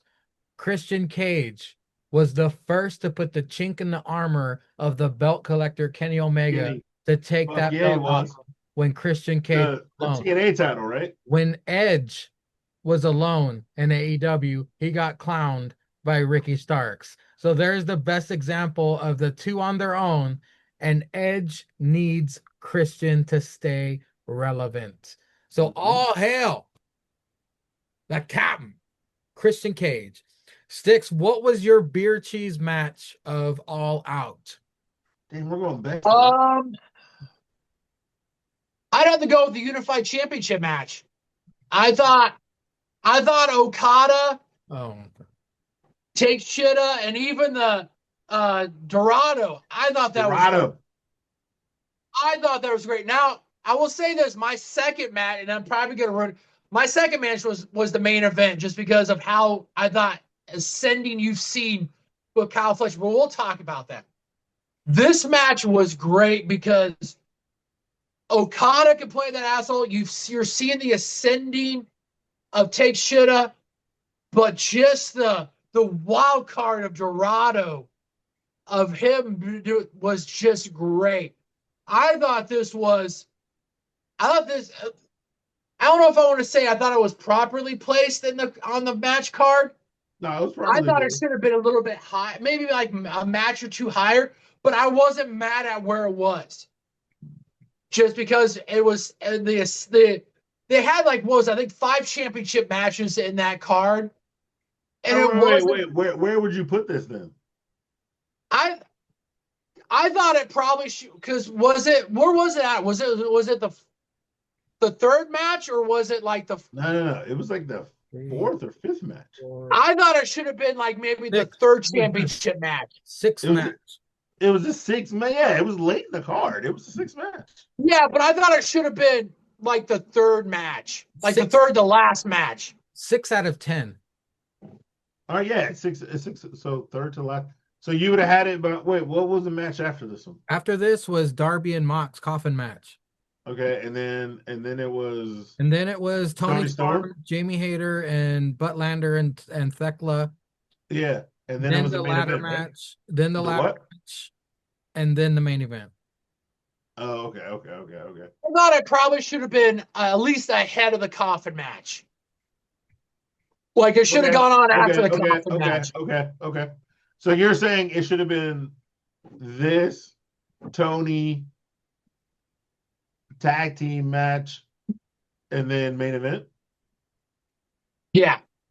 Yeah. Which I mean, after when you watch it and then seeing like what happened in the tag team match, I can kind of understand why they had that there. But Yeah. just the wrestling part of itself, I thought this match was fantastic. And I would have done it just maybe one match later. But I mean, this match was great. I liked the I'm gonna say this and I might get some harsh criticism. I thought Bryan Danielson on commentary throughout this whole match, throughout this whole card, I thought he wasn't terrible. I thought he's starting to catch it, like especially towards the end of the pay-per-view. I thought he started catching more momentum, more steam, all that stuff. His back and forth with Don Callis, which they had Don Callis on a lot of commentary, which I'm not mad at because I watched Don on TNA as with him and Josh Matthews, and I thought and also I've watched him as a commentator on New Japan for the American broadcast. He's very good, like underratedly, he's very good. You're talking about And Don I Callis? thought, yeah, Oh yeah, Don Callis is great. yeah, and I thought that after this pay-per-view, they have something with him and Bryan Danielson on commentary, like the back and forth with him and Bryan on the main event. I thought was great because there was, and we'll talk about it more. But I thought this is my beer cheese, and I gave it 7 in the beer cheese because I thought the mixing parts of the wrestlers in this, I thought was as close. It was like a main entree that you could have for this pay-per-view. So I thought it was great. Okada did stuff, take shit. Plus, this is something I want to see going forward because now you got like a little bit of like turmoil with 2 guys in the Don Callis family, and with the ascension of Take Shida, not only in this in AEW, but with him in New Japan, the ascension that they've done with him there, we're starting to see what these guys are seeing with him as a wrestling star. Well, Ceizar, what did you think of the Triple Threat Unified Championship match? I gave this shit to beer cheeses myself. Oh wow! This was the best. This was the best match of the night. I don't agree with Sticks on one point, and that is Bryan Danielson should get his bitch ass off the fucking commentary table. Now, yeah, I can agree with you that Don Callis is great on commentary, and maybe that's why you like Daniel Bryan on commentary for this match and the main event. But Don Callis can be great with anybody. He's great with Tony Schiavone. He's great with Excalibur. He's great with Taz. So Daniel Bryan can go eat a dick. And then that Daniel Bryan looking like this every time they shot to him. Daniel Bryan just looking like this. Well, that and his headset, like his fucking, like the top of that headset was like damn near like covered his like eyeballs. This it was like he was just like, yeah, it was a great match we had. Nigga, why you look like you just got jacked off under the table and you don't give a shit? Like even Excalibur's like, yeah, so that last match with Sasha Banks and Rio was cooking. Like nigga, broad shoulders, stand up. You know what I'm saying? Dan Bryan's like, imagine if I did the whole podcast like this. I'm like, yo, that Continental match was a beer cheese. That shit was a banger. Moving on. Yeah. Yeah, what the fuck, bro? What the fuck? No, I agree with Sticks, bro. No, El Dorado, Takeshita, and the Rainmaker put on a fucking. This was a classic. This was the best match on the card. This shit was good. I took it a different route. I like the way how imagine this how we used to shit on Take a Shitta back in the day, right? Back in the day. This nigga be cooking now. He do be cooking, and now you have what they like to call Okada the best tournament wrestler ever, right? The guy who's probably won more G1s in New Japan than anybody else, and you have the guy who just won the most recent G1 in New Japan, fighting the guy who's won the most G1s in New Japan. Yes, they're on the same side, but you have the new, you have the old, a guy who also is Asian, who, if he really wanted to, could, because New Japan and AEW do work closely together. But if he Which is did, why, like, what like Don Callis even talked about, like when they talked about the two, like the senpai and the yeah, young boy. and the young boy, you have a guy who could go to New Japan, make a great career for himself. Let's not be lying, and then win that fucking New Japan title and bring that Well, I back think I think to he's got a championship. I think he's got a New Japan like heavyweight championship match coming up. I think if I remember well, right. he should. He won the G1. Yeah, Well, and I think because that would be one thing to be able to add to sprinkle in to if you're going to start that like breaking apart and rivalry. yeah, but also look at him. Look at him. Does he not? He's like kind of the same height as Okada. He's got strong striking like Okada. Um, doesn't really have to speak English well like Okada. He's got a mouthpiece because he's with Don Callis. Even just like what's the cracker who was in the main event? Kyle Fletcher. Like they're comparing him to Will Ospreay, because Will Ospreay is up in the years and he's having all these surgeries. You have a new guy like that who can be that guy. And I think that's great of what the Don Callis family do. They're getting a little NWO-ish with everybody else. But putting El Dorado in this to have that fast pace, so it's just not like strong style. Because yes, in Japan that can be a great match to have. Just look at all the Kenny Okada matches that have happened in New Japan. You put that fast paced guy in there to do a little mixy, a flippy dippy.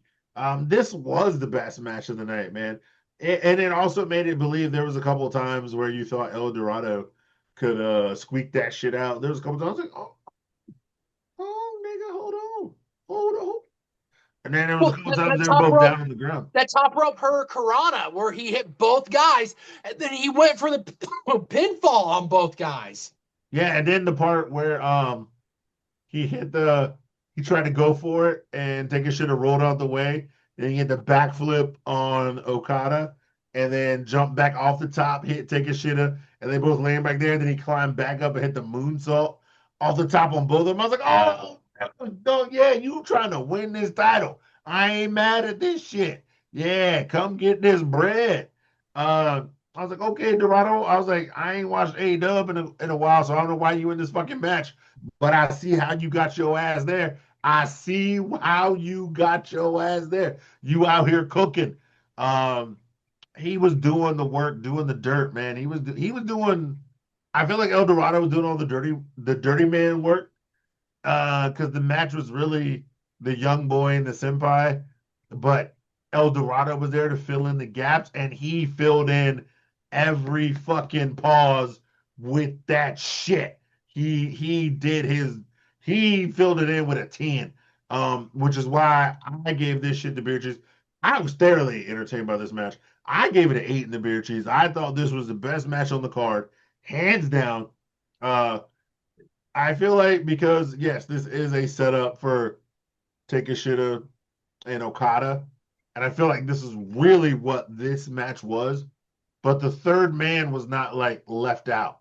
The third man showed out so much that he earned his spot at the top to be like, look, if you bitches want to fight it out, I got next. And I want the winner. And I was like, damn, that nigga deserves it. And I feel like that motherfucker deserves it. Or if you're really gonna have some shit, if you want to cook, have them all fight each other in a round robin. And if they all kind of like tie, like somebody beat somebody, somebody beat somebody, somebody beat somebody, run this shit back. And I would not be bored. I would not be bored if you ran this shit back. Because Dorado was cooking. And yeah, this got my beer cheese. So I was able to watch the majority of this pay-per-view. I had a few technical issues. Perhaps that's why Okay. this wasn't my beer cheese, because this was one of the matches I had to. It's hard to explain how I'm able to watch this, but I had to keep it kept like it would pause during the middle of the match, rewind, and then replay, and then rewind, and then rewind. I was like, fuck. So I had to reset everything. So I missed a lot of this match, but what I got as soon as the match began. By the way, this is Okada defending his unified championship versus Takeshi versus Mascara. I put Mascara. I didn't even put Dorado, but Mascara. What I got was Io Sky, Rhea Ripley, Bianca Belair vibes, where they kept pushing Io out of the way, and Io had to come up and start pushing the people and say, "Hey, you motherfucker, I'm in this match too." That's the kind of shades that I got. That was at the beginning and then probably the end. Yeah. Asians and arm drags start this out. Okada tries to yank off Mascara's mask. Story of the match is the tension between Okada and Takeshita and Mascara flippy dippy shit. Mascara hits a double avalanche hurricanrana to both Asian folk. This is the land of finishers not finishing shit, and that's exactly what we see here all match. Still entertaining though. Rainmaker to Mascara. Okada wins. Of course, the meat of this match I did not get to see. That's why I gave it 5 pretzels, because I missed a lot of this match. And what Sticks said about Daniel Bryan's commentary, I sort of agree. And I sort of agree with Ceizar too, because every time, like Ceizar said, the camera cut to him, he was either leaning back or he was just like this, like looking at the monitor and shit. He just looked bored. However, during some of the points of this pay-per-view, he would have so much passion during the fucking commentary, like the Mox and Darby match. He said, fuck it, let's go. Like, I appreciated his energy that he brought to certain matches, but a lot of the matches he was lackadaisical, like Ceizar said. But now on to See, he's like the American fans. He's like the American fans. He fucking didn't have the excitement for the whole pay-per-view. He only had excitement for certain matches. Sadly, the worst match of the night was the second match of the night. Oh, yeah. It was after 16 months of being injured. We seen Eddie Kingston, your mother, Claudio sucks eggs versus Big Bill. I wasn't expecting much from this match, but man, did they bring little to nothing. Slightly slimmer Eddie returns, counter programmed these nuts sign and crowd. That was entertaining. Eddie dropping F-bombs. Realistically, Bill would murder Eddie in a match. They should have had this be a street fight or something. He misses the spinning back fist at the end. Yep. Eddie still pins Bill. Eddie wins. Yep. Brian Keith then attacks Eddie. The lights go out. And then the hook signal shines. Yeah, call hook. To zero fanfare. Zero pop, along with some weird music playing. I guess it's his new theme. I know old Nikki Chooch appreciated the new theme, but the fans did not. Yeah, I gave it your mother's pretzel. It was I feel bad for Eddie because this is his comeback match. It was awful. It sucked. But Ceizar, any thoughts on this match?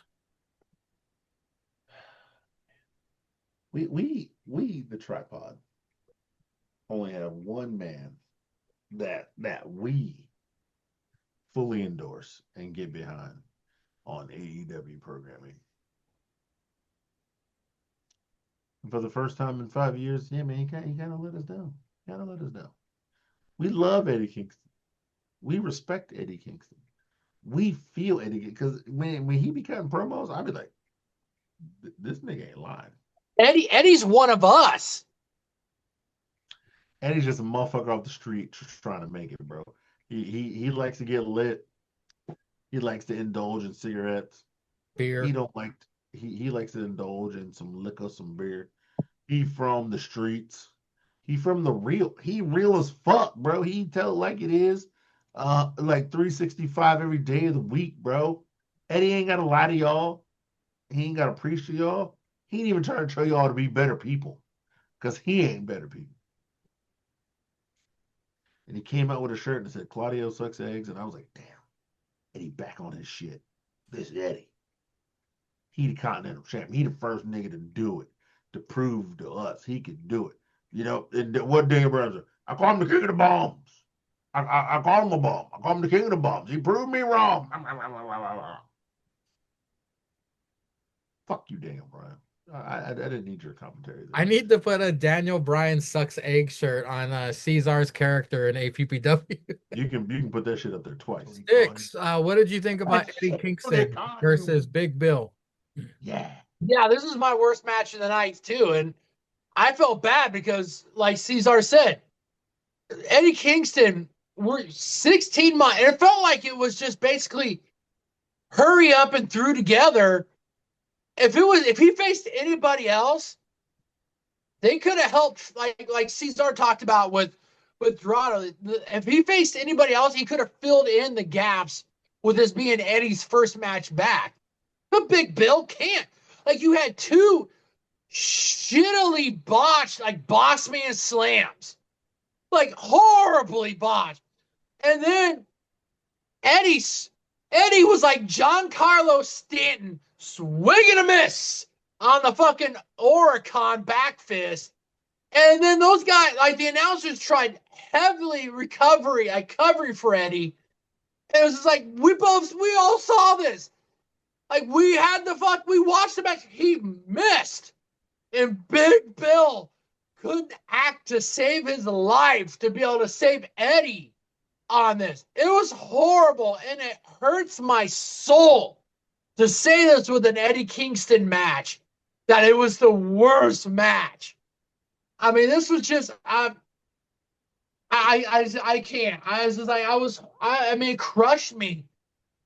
And luckily enough that they had it so early in the match card that other matches started propelling it to make me somewhat forget about it until we talked about it again on this. And it just crushes my soul being like a part of this tripod that we talked about all this stuff with Eddie, and then to have him come back and to have this flubber of a match to ruin him coming back.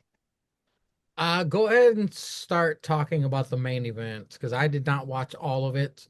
So tell me about the main event. It was defending champion Hangman versus old Kyle Fletcher, the proto star. What did you think of it? I'll make sure I leave enough meat on the bone for Ceizar. I'm just gonna say this. I thought this was the coming out match for Kyle Fletcher. Like, I thought this was a match to show him, one, that he's not only deserving of being like the TNT champion, but that you could put him in to like a potential down the road AEW championship match. Like this, they talked about it. He's 26 years old, and you see how bright the future is of him. Like, my girlfriend came home, was able to watch this match with me, and I told her, I was like, hey, you saw glimpses of the potential when he was a tag team champion in Aussie Open. Like, now you see it as being like a singles guy. Him being able to work, like he started with on Wednesday with the work in the neck of Hangman, and he kept doing that. Great. Like, great of this. Like, they had some callbacks with Hangman, with Kenny, and Kyle with Osprey. I love that. With this match, I will say this: you saw the potential for what Kyle Fletcher could be going forward. Wow, that's pretty high praise because I thought his coming out party was versus Osprey, but if this topped that match, maybe I should go back and check it out. Ceizar, what did you think of the main event? Yeah. I don't know if it is. I don't know if it topped that match, but it made it seem that important, if I could say that. So, not for match style is it a better match, but it was just as good. It's a good cop out match that the TNT championship wasn't on the line as what I'm saying? Because as many titles as AEW has, as many matches that they have in a pay-per-view. Yo, was this match good? Yeah. Oh man, yeah, cool. Was it 30 minutes or 45 minutes? Nah, it was like 40 minutes, bro. Damn. Like Yeah, 'cause they did the announcement of 30 minutes, like 30 minutes have gone by. Like in the match. Justin Roberts did that. In the match, and it still wrestled for like a little while after it. And it was great. It was a great match. It was a great a lot of good reversals in the match. The Protostar looked great. At one point, it was like Hangman had nothing left, and he's like swinging and hitting, and Kyle Fletcher's like, he's like Hangman swinging from the knees, hitting him, and Kyle Fletcher's like, bitch, nigga, who you swinging at? Fucking the Protostar, nigga. Fucking Kyle Fletcher in this bitch. You know what I'm saying, bro? You, he was looking at the crowd. This your champ? Huh? This y'all? Because I'm about to whoop his ass. I'm about to pin this nigga. I'm about to pin this nigga. He don't want none from me because I'm Protostar. And that's kind of what Doc House was getting given at the announce table with Daniel Bryan. And, Daniel Bryan with his just, nigga won't even suit it. He was in a black ass t-shirt. Okay, he was just in a bland. God, I hate this nigga on commentary. This shit ruins it for me. This pisses me off. I don't know. He might be there for a while too, because he's doing. They're saying he's gonna be there for a while because I think they made the announcement he's gonna be a full-time commentator. JR never showed up, huh? JR didn't do one match. Nah, JR didn't show up. It was Skivone for a minute, then it was Taz. It was just Skivone and Taz, and this cracking Daniel Bryan, the whole fucking. And he got his own interest. It was just some bullshit. He got his own interest after the pay-per-view start.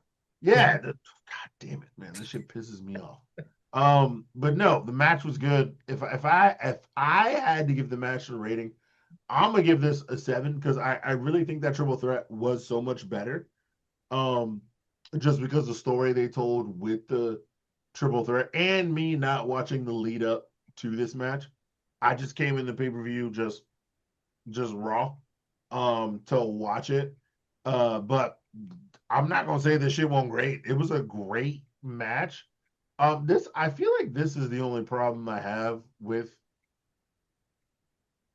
Hangman. Like sometimes his matches they're good, but they're not great. I feel like we got stale of John Moxley. Like they were great at first, and then they're just like, all right, these are good, but I feel like Hangman's got there already.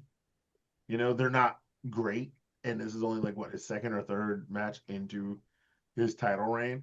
And that's not nothing against him, and that's nothing against Kyle because Kyle is great.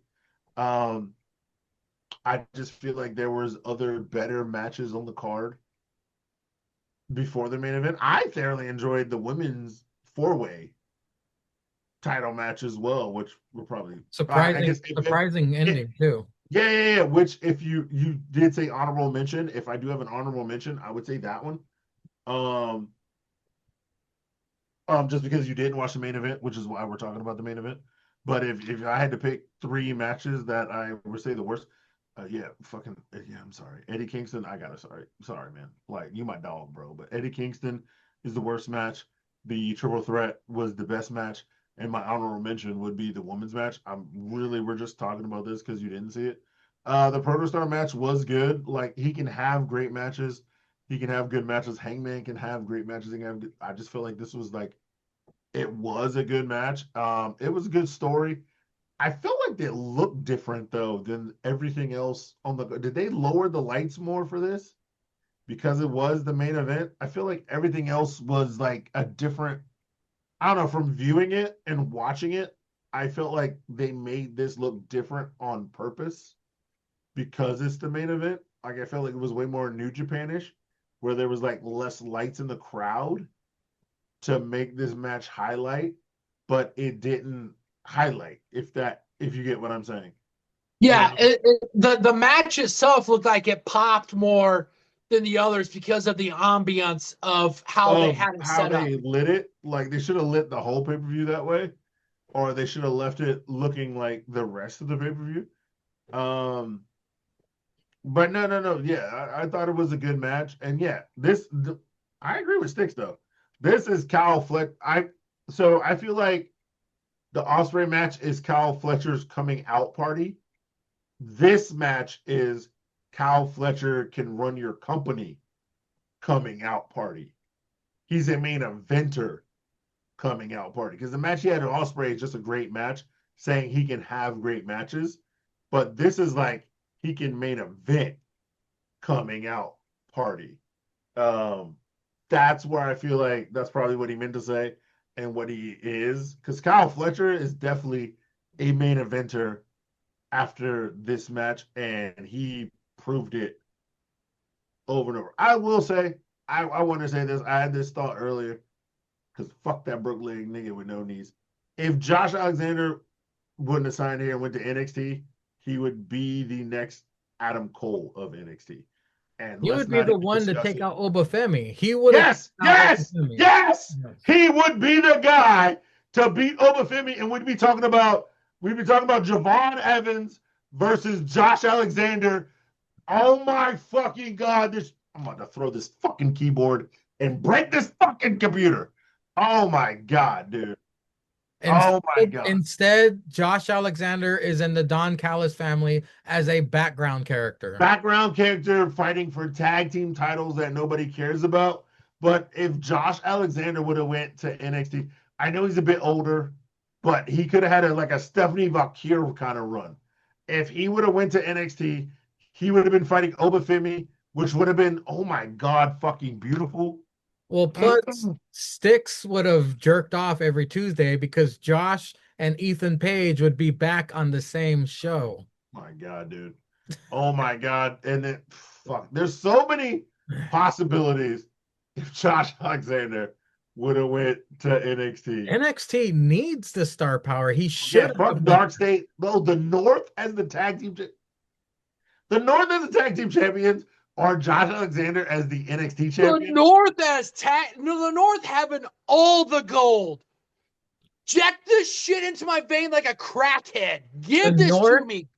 The North versus Fraxium. Oh, would have been so great. Would have been so great. Jeez. Would have been. They could have dethroned Fraxium instead of Hank and Tank. You imagine, because we got Ricky Starks versus Ethan, but you imagine we got Ricky Starks and Josh Alexander in a match. And then you imagine we could have Josh Evans and Josh. You imagine if we would have got Homecoming, fucking him versus Josh Alexander. Well, let's go deeper technically wise. Josh Alexander versus Charlie Dempsey. Oh my god. Technically wise, oh my god. Jesus. I don't remember verbatim what he said. I think he said he chose AEW because Tony Khan cares more about his employees or something. I don't know. Which is fair. He hugs them. I know that. No, I think Tony pays for more. I think he pays for the flights and the car booking, where WWE doesn't pay for the flights. They pay you back for the flights, but they don't pay you initially for the flights. But WWE has the way better shot. Like you would have got so much better money in fucking and now the TNA deal. I guess he really probably didn't know about the TNA WWE deal, because if he'd have did it that way, like Joe Hendry's doing right now, he'd have been fucking Set. paid. He would have been set. He could have won the title off Trick, and then went to NXT with the. He would have been Trick.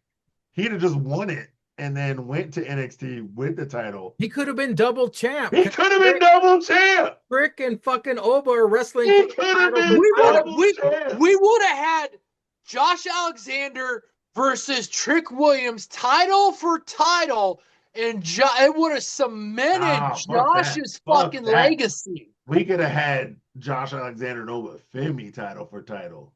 We could have had Josh and Moose. We could have had Josh and Oba. We could have had Oba and Moose, and then we could have had all three, and then we could have had Josh win both, and then we could have had Josh and Ricky, and then Josh in the Royal Rumble as a surprise entrant. It's just God, dude. There's a lot of things that could have been, but before we move on, Sticks. What I wanted to bring up about the tag team ladder match was that Jet Speed took the most amount of damage, and I was like, well, Ceizar Law, they took the most amount of damage. Jet Speed's gonna win this fucking match. They didn't win the fucking match. Fucking Prodito retains. I was like, this is the stupidest move. They could have gave Josh some kind of credibility here, but instead, we got a dude who nobody cares about in Bandito, and a dude nobody cares. They bark at him. He has no knees. He can barely climb a ladder. They retain the championship. I was like, what a missed opportunity for AEW. Well, here's the thing.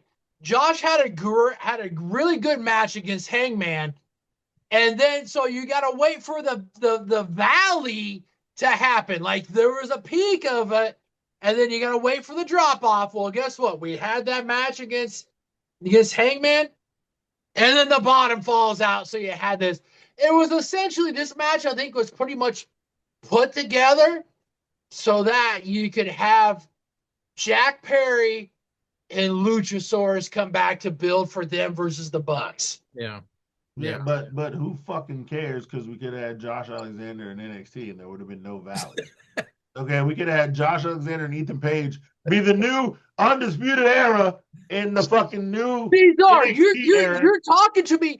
This is what I was thinking about during the time that Josh Alexander's like last month in TNA's happened. I'm like, oh fuck, look, we can go to NXT.